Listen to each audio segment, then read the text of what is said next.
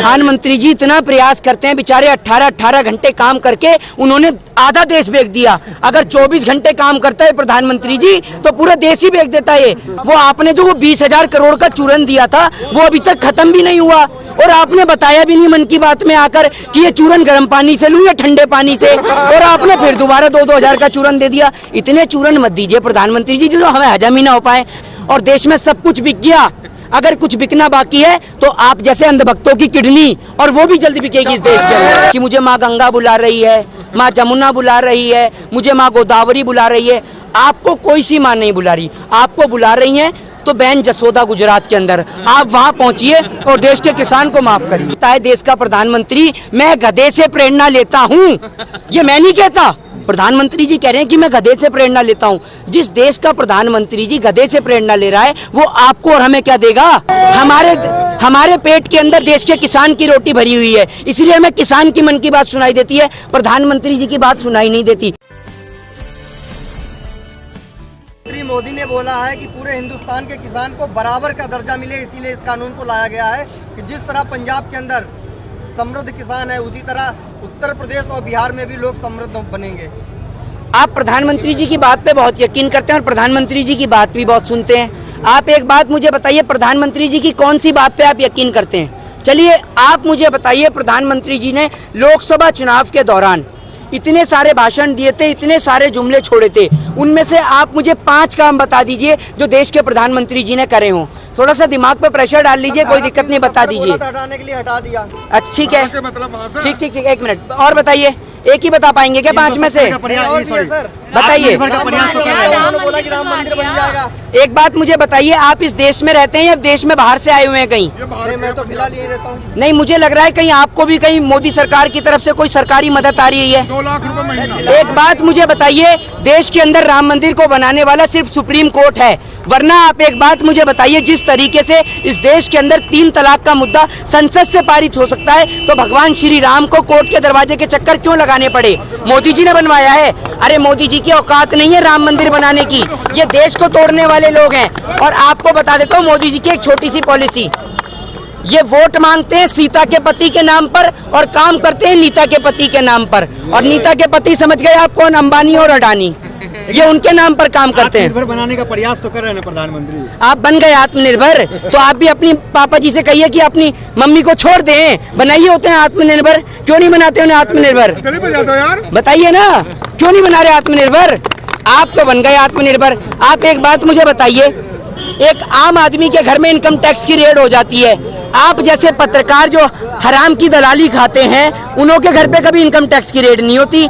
देश की सरकार कभी नहीं पूछती, इनकम टैक्स वाले कभी नहीं पूछते कि एक पत्रकार जो 50 से 60 हजार रुपए महीना कमाता है वो कैसे ऑडी, मर्सिडीज और लैम्बोर्गिनी खरीद लेता है। वो पैसा कहाँ से आता है? वो पैसा वहां से आता है जब वो सरकार की दलाली करते हैं, अंबानी और अडानी की दलाली करते हैं, 2.25 आंख वाले बाबा रामदेव की दलाली करते हैं, भारतीय जनता पार्टी के राज्यसभा सांसद सुभाष चंद्र की दलाली करते हैं। तो पैसा आप लोगों की जेब में ही आएगा, हमारी में नहीं आएगा। मनोज तिवारी जी का क्या है? मनोज तिवारी जी तो नाचने गाने वाले हैं। मनोज तिवारी जी जो एक अंडे के पीछे बिग बॉस के अंदर छीछा लदर करते हैं। आपने देखा ना, ब्राह्मण होकर एक अंडे के पीछे आदमी लड़ रहा है, और वो गाने कैसे कैसे, एक सांसद को ऐसे गाने बनाना शोभा देता है। वो कहते हैं बेबी दारू पी के नाचे लू। अरे बताओ, बेबी दारू पी के नाच रही है। ऐसे ऐसे गाने अगर देश के सांसद गाएंगे तो एक बात मुझे बताइए, किसानों का भला करेंगे या दारू वालों का भला करेंगे? ये बताइए। तिवारी बिहार के एक चेहरा है, आप कहीं ना कहीं लोग उन्हें आइडियल मानते हैं। अगर बिहार के वो चेहरा हैं तो बिहार में मुख्यमंत्री के लिए क्यों खड़े नहीं होते? ये बताइए ना। दिल्ली में आप आए हैं कभी? दिल्ली में जब सिग्नेचर ब्रिज का उद्घाटन हुआ था तो मनोज तिवारी जी के साथ कैसे धक्का मुक्की हुई थी? बताइए आप मुझे। मनोज तिवारी जी से कोई कह दे, अभी हमारे क्षेत्र में जब दिल्ली दंगे हुए थे उस टाइम पे मनोज तिवारी जी आए तो कुछ क्षेत्र की महिलाएं बात कर रही थी, वो देख रिंकिया के पापा आ गए, वो देख रिंकिया के पापा आ गए। तो ये देश के सांसदों की छवि बनी हुई है। 2.25 आंख वाला वो कहता है मैं बाबा हूँ। भाई तू कहाँ से बाबा है? ये बता मुझे। अगर तू बाबा है तो मुझे एक बात बता, जो इतने सारे संत महात्मा बैठे हुए वो क्या है? तूने उठक बैठक लगा के पूरा देश तूने लूट लिया। वो पतंजलि का तू चूरन बांट रहा था, कहाँ गया वो चूरन जो तूने कोरोना की दवाई बनाई थी? वो कोरोना की दवाई कहाँ गई आखिर? और वो कोरोना की दवाई तू अपने वो भारतीय जनता पार्टी के हराम खाऊ प्रवक्ता जो OMGC में पैसा खाता है संबित पात्रा, उसे क्यों नहीं चटाता जाकर? संबित पात्रा तो कह रहे हैं कि किसान संगठन राजनीति कर रहे हैं। तो आप क्या कर रहे थे? आप क्या कर रहे हैं? आप राजनीति नहीं करते हैं? आपके तो खैर आप लोग राजनीति कहाँ से करेंगे? आप तो दलाली करते हैं। आप तो अंबानी और अडानी की करते हैं दलाली, आप राजनीति कहाँ से करते हैं? एक बात मुझे बताइए, अंबानी और अडानी जब खिलौना बनाने की बात करते हैं तो प्रधानमंत्री जी कहते हैं खिलौना बनाइए। जब वो राफेल की बात करते हैं, राफेल का कॉन्ट्रैक्ट उन्हें मिल जाता है, आपने देखा। आप एक बात मुझे बताइए, अंबानी और अडानी के हाथ में पूरे देश की सत्ता सौंपकर आप देश को क्यों गुलाम बनाना चाह रहे हैं? एक श्रवण कुमार था जिसने अपने एक कंधे पे माँ को और दूसरे कंधे पे पिताजी को बिठाकर पूरे देश की यात्रा कराई। ये कलयुग का झुटेश्वर कुमार है जिसने एक कंधे पर अंबानी को और दूसरे कंधे पे अडानी को बिठाकर पूरे देश से माल लूटकर उनके झोले में भरे जा रहा है। व्यापारी है, एक उत्तर प्रदेश का मुख्यमंत्री है, एक उत्तर प्रदेश का मुख्यमंत्री है, उसको किसी ने फोन करके कह दिया कि भैया ऐसे ऐसे यहाँ किसान परेशान हैं और आप तो मुख्यमंत्री जी हैं, इतनी सर्दी हो रही है, आप किसानों के लिए कुछ करते क्यों नहीं है? उन्होंने तुरंत कर दिया। उन्होंने क्या काम करा? उन्होंने कहा कि ठंड लग रही है ना किसानों को, सर्दी में परेशान है, तो दिसंबर का नाम बदल के जून कर दो। उन्होंने कर दिया। उनका तो बस नहीं चला, उनका बस नहीं चला। अगर उनके पास सेंटा क्लॉज का फोन आ जाता तो वो कहते थे तेरा नाम आज से सेंटा क्लॉज नहीं संत कैलाश रख दिया तेरा नाम। उनका ये काम है। आप एक बात बताइए, ऐसे मुख्यमंत्री जो सिर्फ नाम बदलने पे विश्वास रखते हैं, काम करने पे विश्वास नहीं रखते। आज आप एक बात मुझे बताइए, ये कृषि का मुद्दा है या नहीं है? ठीक है, आप कृषि के मुद्दे पर किसानों की मीटिंग के अंदर अपने पीयूष गोयल जो रेल मंत्री हैं उसको बिठा देते हैं। भाई रेल मंत्री, आप एक बात मुझे बताइए, आप पत्रकारिता करते हैं, आप मुझे बता सकते हैं हेलीकॉप्टर के अंदर कहाँ से फ्यूल भरा जाता है? नहीं, ये तो बता देंगे। बता देंगे? बता देंगे? बता देंगे तो मुझे आप बताइए। नहीं बता पाएंगे ना, तो एक बात मुझे बताइए, वो रेल मंत्री क्या जाने कि कृषि के बारे में, कृषि क्या होती है? और अगर आपको खेती में इतना फायदा नजर आ रहा है तो आपके जो इतने नाचने गाने वाले प्रवक्ता हैं, ये इतने नाचने गाने वाले सांसद हैं, इनसे खेती करवाइए ना। अगर एक साल में आपके सांसद करोड़पति हो गए तो देश के किसान के लिए भी इस बिल को लागू कर दीजिएगा। लेकिन आपने कहा तो अमित शाह का बैकग्राउंड तो खेती का है, वो किसान है, तो उनकी बात भी आप नहीं समझ पा रहे हो। तो अमित शाह भी तो किसान है। आपके घर में आके फसल काट के जाते हैं क्या वो? आपके घर में गेहूं बो रखा है उन्होंने? ये बताइए मुझे, मैंने तो नहीं देखा आज तक उन्हें कभी। एक बात बताइए, अगर अमित शाह जी खेती करते हैं तो देश का किसान भी तो खेती कर रहा है। चलिए मुझे एक देश के एक किसान का नाम बता दीजिए जिसका बेटा आज BCCI में सचिव बना हो, लेकिन अमित शाह जी का बेटा बन जाता है। अमित शाह जी का बेटा जानता क्या है क्रिकेट के बारे में? ये तो बताइए मुझे आप, जो BCCI में सचिव बन जाता है। चलिए आप मुझे बताइए, स्मृति ईरानी के बच्चे को कभी आपने बजरंग दल में जाते हुए देखा है? हीरोइन यार। भाजपा के किसी नेता को आपने कभी उनके बच्चों को RSS में जाते हुए देखा है? देश की गरीब जनता के बच्चे RSS और बजरंग दल में मरने के लिए भेज देते हैं और अपने नेताओं को पढ़ने के लिए विदेश भेज देते हैं। सरकार तो मना कर रही है ना, साफ मना कर दिया, हम नहीं लेंगे बिल वापस। अबे तो गल्ले हैं, वो क्यों नहीं लेंगे? कर देंगे, लेकिन क्यों नहीं लेंगे? हम बिल वापस नहीं लेंगे। प्रयास तो प्रधानमंत्री कर रहे हैं, कक्ष में जा रहे हैं, गुरुद्वारा जा रहे हैं, और उनके नेता कह रहे हैं कि बिल्कुल किसान समझ नहीं रहा। प्रधानमंत्री जी इतना प्रयास करते हैं, बेचारे 18 घंटे काम करके उन्होंने आधा देश बेच दिया। अगर 24 घंटे काम करता है प्रधानमंत्री जी तो पूरा देश ही बेच देता है। और जो आप और हम आज पहन के खड़े हुए ना कपड़े, ये भी बेच देता। जो आदमी कहता है देश का प्रधानमंत्री मैं गधे से प्रेरणा लेता हूँ, ये मैं नहीं कहता, प्रधानमंत्री जी कह रहे हैं कि मैं गधे से प्रेरणा लेता हूँ। जिस देश का प्रधानमंत्री जी गधे से प्रेरणा ले रहा है वो आपको और हमें क्या देगा? आप खुद ही सोच सकते हैं।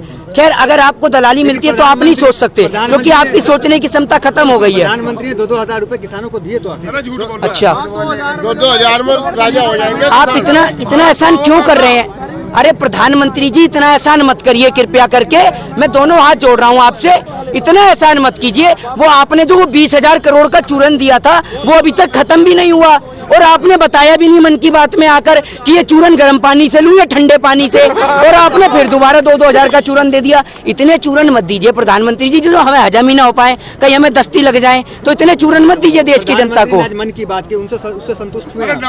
मन की बात सुने, संतुष्ट हुए उससे? आप एक बात बताइए, आप किसान के मन की बात तो सुनते नहीं, आपके मन के अंदर तो दलाली का पैसा भरा हुआ है, इसलिए आप आपको प्रधानमंत्री जी की मन की बात ही सुनाई देती है।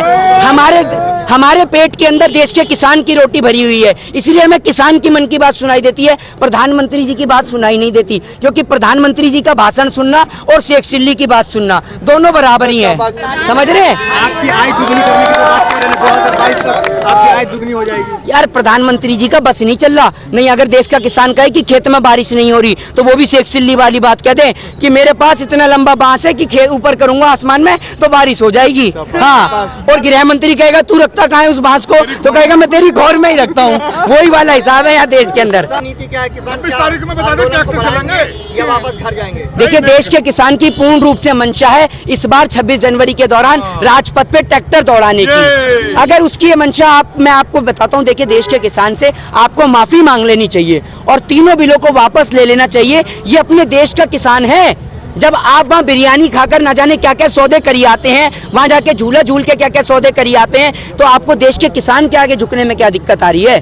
सर वो ये कह रहे हैं कि ये बिल सारा किसानों के हित में है, इसीलिए हम झुक नहीं रहे। एक बात मुझे बताइए, अगर किसानों के हित में है पूरा का पूरा बिल तो संशोधन करने के लिए क्यों तैयार हुए, ये बताइए ना। और ये बात आप अमेरिका और यूरोप के देश से पूछिए, 70 साल हो गए वहां पर इस प्रणाली को लागू करे हुए और देश के किसान की हालत बद से बदतर होती जा रही है। तो देश में क्यों लागू कर रहे हैं इसमें? वही आप पढ़ाई कर रहे हैं वकालत की, आप पढ़े लिखे युवा हैं और देश का 94,000 करोड़ का नुकसान हो रहा है। ये आपको नहीं दिख रहा है इस आंदोलन की बात कर जाएगी। डेली का 94,000 करोड़ का नुकसान हो रहा है, किसान धरने में बैठे हुए हैं। एक बात मुझे बताइए, आपने ये तो कह दिया कि मैं पढ़े लिखा हूँ, आप अनपढ़ हैं क्या? आप अनपढ़ ही लगते हैं मुझे। आप मुंह से गूंगे, जबान के गूंगे और आंख से अंधे हैं। आप लोग एक बात बताइए, 6 महीने भारत देश की अर्थव्यवस्था रुक गई थी, 6 महीने। आपने एक बार प्रधानमंत्री जी से सवाल नहीं करा कि जिस कोरोना की आप बात करते हैं वो कोरोना है कहाँ, जरा ये दिखाइए। आज देश से कोरोना खत्म हो गया जो आपने लॉकडाउन खोला। 6 महीने कभी आपने ताली बजवाई, कभी थाली बजाई, और ताली और थाली इसलिए बजाई क्योंकि आज भी आप जैसे अंधभक्त इस देश के अंदर हैं और देश में सब कुछ बिक गया। अगर कुछ बिकना बाकी है तो आप जैसे अंधभक्तों की किडनी, और वो भी जल्दी बिकेगी इस देश के अंदर। पंजाब में 200 से ज्यादा जियो जो टावर है उसको ठप कर दिया गया। ऐसे में जो रिलायंस कंपनी है उसने नोटिस दे दिया, सरकार से मदद मांगी है कि किसान आंदोलन की आड़ में हमारी चीजों को नुकसान पहुंचाया जा रहा है। कैसे देखते हैं? 200 से ज्यादा क्यों ना पहुंचाया जाए? मुझे एक बात बताइए, आज बिजली का प्राइवेटाइजेशन हो चुका है। देश के गरीब, मजबूर और लाचार किसान के खेत में वो बिजली के टावर खड़े रहते हैं, लेकिन किसान को उस बिजली के टावर का 1 रुपया नहीं मिलता। आप एक बात मुझे बताइए, आप वो बिजली का टावर अपने घर की छत पे लगवा सकते हैं? लगवाएंगे तो पैसा लेंगे ना, तो देश के किसान को पैसा क्यों नहीं देते उस टावर का? लेकिन नुकसान कहीं ना कहीं आप ही का है ना। हमारा काय का नुकसान है? डिजिटल इंडिया की बात करते हैं, वो सफल हो जाएगा। प्रधानमंत्री जी डिजिटल इंडिया की बात करते हैं। एक बात मुझे बताइए, डिजिटल इंडिया की आप बात तो कर रहे हैं, कहाँ से डिजिटल इंडिया बना है ये बताइए मुझे, कहाँ से बना है? बस प्रधानमंत्री जी को वीडियो कॉल पे बात करनी आ गई तो डिजिटल इंडिया बन गया है? इस बात का डिजिटल इंडिया बना है क्या? प्रधानमंत्री जी मैं आपसे इतना कह रहा हूँ कि आप जो कहते हैं ना कभी कभी क्या, आप पहले हमेशा ही कहते थे कि मुझे माँ गंगा बुला रही है, माँ जमुना बुला रही है, मुझे माँ गोदावरी बुला रही है। आपको कोई सी माँ नहीं बुला रही, आपको बुला रही है तो बहन जसोदा गुजरात के अंदर। आप वहाँ पहुँचिए और देश के किसान को माफ करिए। मर्यादा रख के बात कीजिए। प्रधानमंत्री है, थोड़ी सी शब्दों में मर्यादा रखिए। आपको ना दलाली का इतना पैसा और इतना बुखार चढ़ गया है। आपने रमेश बिदूड़ी के लिए नहीं बोला, जब देश के किसान के लिए वो ऐसे अब शब्दों का इस्तेमाल करता है, ऐसे अमर्यादित शब्दों का इस्तेमाल करता है कि आप और हम बोल भी नहीं सकते, लेकिन वो देश के किसान के लिए बोल रहा है। तब आप गूंगे हो जाते हैं क्या? या सरकार की दलाली का फेविकॉल आपके गले में अटक जाता है, जो आपके मुंह से आवाज नहीं निकलती और आप गूंगेपन के शिकार हो जाते हैं? क्यों नहीं बोलते रमेश बिदूड़ी से कि देश के किसान के लिए ऐसे शब्दों का इस्तेमाल कर रहा है और आतंकवादी बताते हैं देश के किसान को? अरे आतंकवादी है तो देश का नेता जो जाति और धर्म के नाम पर, हिंदू और मुस्लिम के नाम पर, मंदिर और मस्जिद के नाम पर, कास्ट और रिलीजियन के नाम पर देश के अंदर दंगे कराता है, वो देश का आतंकवादी है। अरे क्या वो देश का आतंकवादी हो सकता है जो सरहद पे मातृभूमि की रक्षा करने के लिए अपने बेटे को भेज रहा है और खुद यहाँ पर किसान आंदोलन में आकर फर्ज निभा रहा है? एक बात मुझे बताइए प्रधानमंत्री जी, जब आपकी बूढ़ी माँ सिर्फ आपके खातिर, आपकी कुर्सी के खातिर नोटबंदी की लाइन में लगती हैं तो वो देशभक्त कहलाती हैं, और देश के किसान की माँ जब किसान आंदोलन में होती है तो वो आतंकवादी कहलाती है। ये कहाँ का दोहरा चरित्र है? मतलब आपकी माँ देशभक्त और इस देश के किसान की माँ आतंकवादी। कहाँ से पढ़कर आए हैं आप, जरा ये बताइए।